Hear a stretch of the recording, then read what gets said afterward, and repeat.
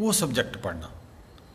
ये नहीं कि मैं डॉक्टर बनना चाहती हूँ नहीं, मेरे इंटरेस्ट क्या डॉक्टर बनने के लिए है, मैं टीचर बनना है, मुझे टीचर बनना है, नहीं।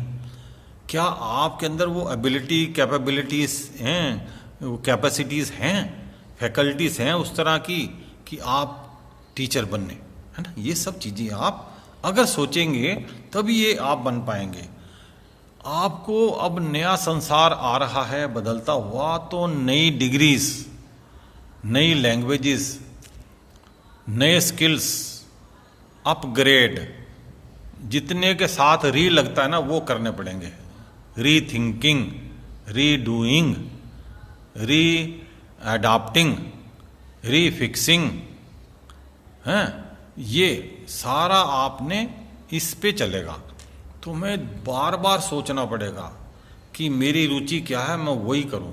अगर आप गलत रास्ते आपको डाल दिया, नहीं पेरेंट्स चाहते हैं मैं डॉक्टर बनूं, पर आप हैं, आपका इंटरेस्ट किसी और चीज़ में है, म्यूज़िक में है या आर्ट में है या ड्रामेटिक्स में है, तो आप बड़े उलझाए रहते हैं। जाते तो हैं लेकिन सक्सेसफुल नहीं हो पाते, मेहनत भी बड़ी करते हैं लेकिन आगे बढ़ नहीं पाते, सफलता हाथ नहीं लगती।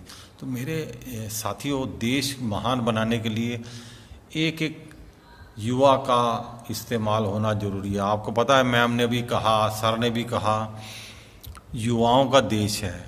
आप जानते हैं 35 साल से कम आयु के हमारे देश के अंदर 85 करोड़ 85 करोड़ लोग हैं।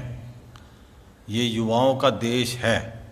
135 करोड़ जनसंख्या है, और जो थी 35 करोड़ जब हम आज़ाद हुए आज से 72 साल पहले, और आज है 135 करोड़। और जो मीन एज देखें तो है 29 ईयर्स। जितने एवरेज एज है ना, ज़्यादा लोग हैं जिस एज के, वो है 29 साल। और चीन की है 37 साल, और जापान की 49 ईयर्स। वहाँ 49 है, ओल्ड लोग ज़्यादा हैं जापान में, उनकी आयु भी 120 साल तक जीते आराम से। तो ये फिर क्या होता है, वो आप डिपेंडेंट हो जाते हैं, जितने वृद्ध होते जाते हैं डिपेंडेंट होते हैं देश पे।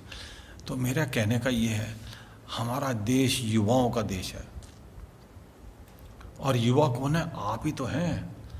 ये आपने देखना है कि देश क्या